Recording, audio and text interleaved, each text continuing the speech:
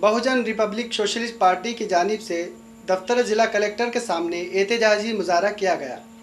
बहुजन Republic socialist party की जानिब से मुनक़दा एहतजाजी धरने में मुल्क में बढ़ती हुई महंगाई, पेट्रोल और डीज़ल के दाम में हो रहे इजाफे, मुल्क में बढ़ती हुई मुनाफरत के ख़िलाफ़ किया गया।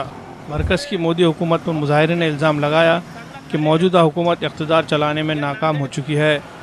मोदी हुकूमत के गैर मुनसिफ़ाना फ़ैसलों से मुल्क की आवाम को मुश्किलात का सामना करना पड़ रहा है। पेट्रोल और डीज़ल के दाम में इजाफे से महंगाई में ज़बरदस्त इजाफा होता जा रहा है।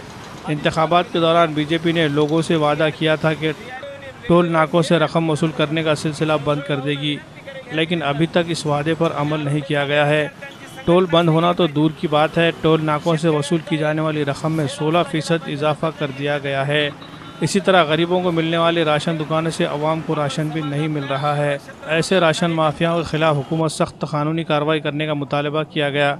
इसी तरह घरकुल स्कीम में इस्तेफ़ादा कुनिंदगान को घरकुल का इस्तेफ़ादा मिलने के बजाय जो जान पहचान वाले हैं उन पर ही घरकुल स्कीमात नाफिज करने का इल्ज़ाम आयद किया जा रहा है। इन तमाम मुतालबात से मुतालिक BRSP के ज़िम्मेदारान ने एहतजाजी धरना मुनज़्ज़म किया।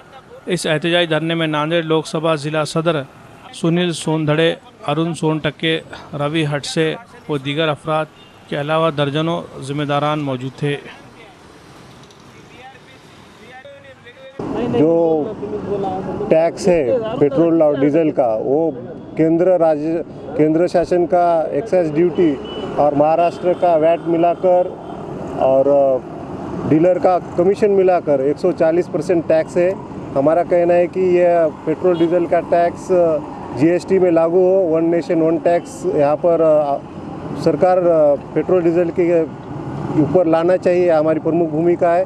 उसी के साथ जो मोदी सरकार सत्ता में आने के पहले कहा था कि हम भारत देश को टोल मुक्त करेंगे, लेकिन वहाँ पर भी उन्होंने 16% की वृद्धि की गई है टोल टैक्स में भी।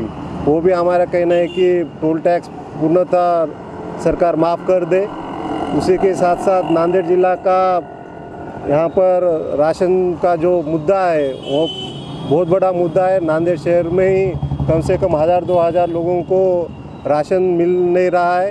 पुरोठा अधिकारी की ओर से लोतापुती की जा रही है। तहसीलदार के तरफ से लोगों को यहाँ पर त्रस्त किया जा रहा है। जो राशन के लिए पात्र लोग हैं वो सभी अडानी लोग हैं, मजदूर लोग हैं। उन्हें यहाँ पर अपना काम समय छोड़कर फॉलोअप नहीं किया जा सकता है। उनके लिए भी हम यहाँ पर आंदोलन कर रहे हैं। हमारे यहाँ पर प्रमुख डिमांड है कि जो भी काला बाजार हुआ है राशन धान्य का, वहाँ पर CID चौकसी की जाए और घरकुल योजना भी यहाँ पर कार्यकर्ता का मुंह देखकर किए जा रहे हैं।